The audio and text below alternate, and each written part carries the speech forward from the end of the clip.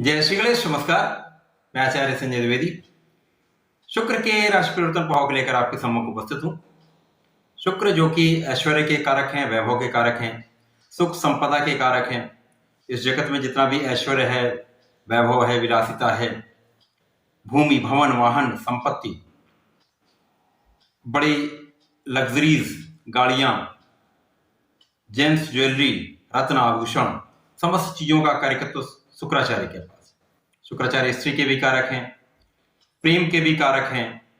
तो शुक्राचार्य का राशि परिवर्तन अत्यंत महत्वपूर्ण होता है।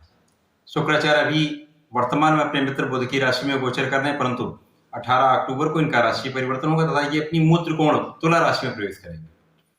जब भी कोई ग्रह अपनी राशि में अथवा अपनी उच्च राशि में अथवा मूल त्रिकोण में प्रवेश करता है तो उसके बल में, उसके प्रभाव में, सामर्थ्य में बहुत वृद्धि हो जाती है, जिसके कारण समस्त राशियां प्रभावित होती हैं। आज मैं तुला, वृश्चिक तथा धनु राशि के लिए शुक्राचार्य के राशि परिवर्तन का क्या प्रभाव रहने वाला है, किस प्रकार के लाभ मिलने वाले तथा कहां पर समस्या आ सकती है, संपूर्ण विश्लेषण में करने जा रहा हूं। प्रथम राशि तुला राशि। तुला राशि स्वयं शुक्राचार्य की राशि है, जहां पर शुक्राचार्य का परिवर्तन होने जा रहा है, तो ये अत्यंत महत्वपूर्ण है।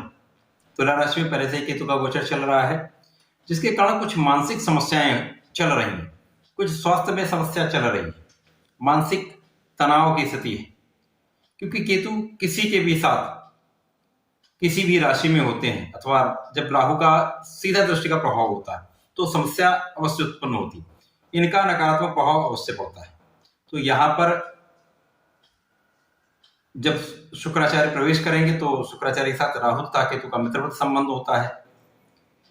यहाँ पर आपके लग्न को बलवान अवश्य करेंगे, आपके लग्न को बल अवश्य मिलेगा, आपके आकर्षण में वृद्धि होगी, आपके सुख संपदा का भाव प्रबल होगा, आपका ऐश्वर्य वैभव बढ़ेगा, आपका नाम भी बढ़ेगा।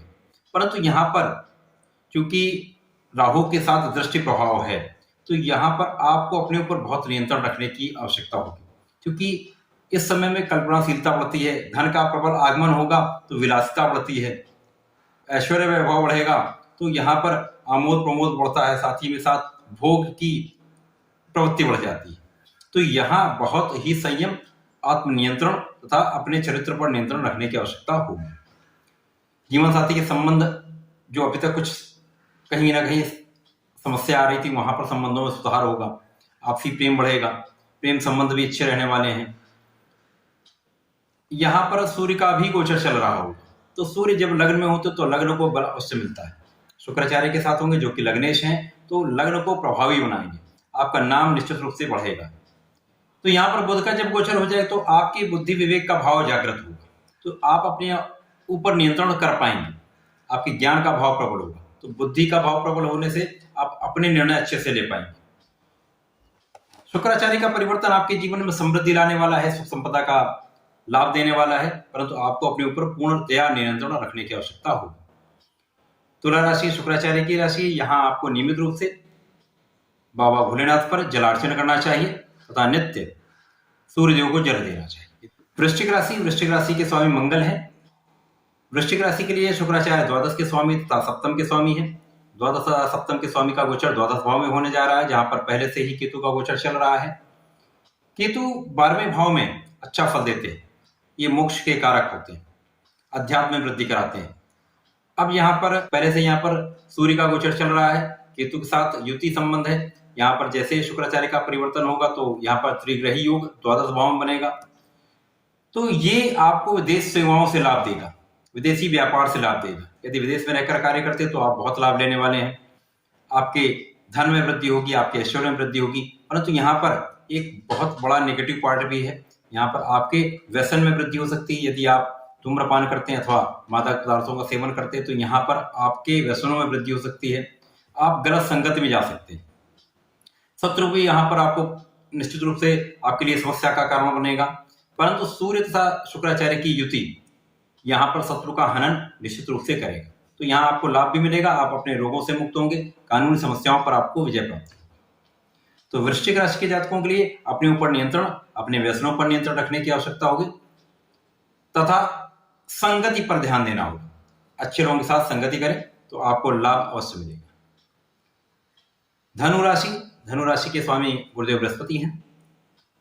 शुक्राचार्य जो धनु राशि के लिए लाभ के स्वामी हैं तथा इसी षष्ठम भाव के स्वामी, तो लाभेश का गोचर अब लाभ भाव में होने वाला है। ये अत्यंत श्रेष्ठ है, क्योंकि लाभ भाव में किसी भी ग्रह का गोचर अच्छा प्रभाव देता है।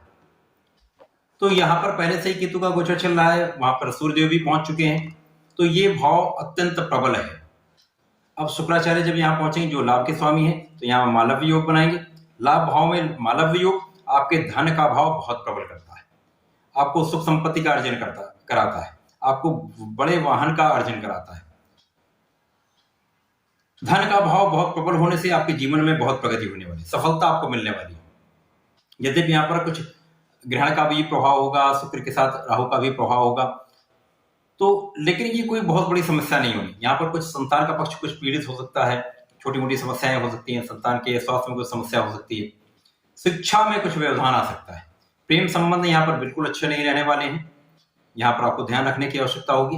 बाकी आपके जीवन में प्रगति का समय है, आप लाभ अवश्य लेंगे, लाभ की मात्रा निश्चित रूप से आपकी बढ़ने वाली है। परंतु शुक्राचार्य का गोचर है, यहाँ पर राहु के प्रभाव में होंगे, तो आपको भी अपने ऊपर नियंत्रण रखने की आवश्यकता होगी। आपको भ्रमित नहीं होना, भ्रम में नहीं पड़ना। आप जो भी डिसीजन लें बहुत सोच समझ कर लें, अपने विवेक का पूर्ण उपयोग करके लेंगे तो निश्चित रूप से आप सफल भी रहने वाले हैं, जीवन में बहुत लाभ लेने वाले हैं। तो शुक्राचार्य का परिवर्तन धनु राशि के लिए अत्यंत श्रेष्ठ है। कुछ चीजों का ध्यान रखेंगे तो लाभ अवश्य लेंगे।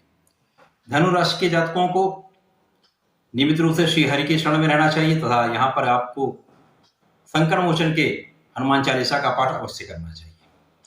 इसी प्रकार से वृश्चिक राशि के जातकों को, जो मंगल की राशि है, इनको नियमित रूप से श्री संकट मोचन के शरण में रहना चाहिए।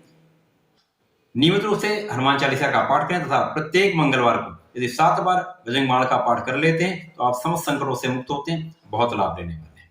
तो ऐसा करें, इसका लाभ लें। धन्यवाद, नमस्कार।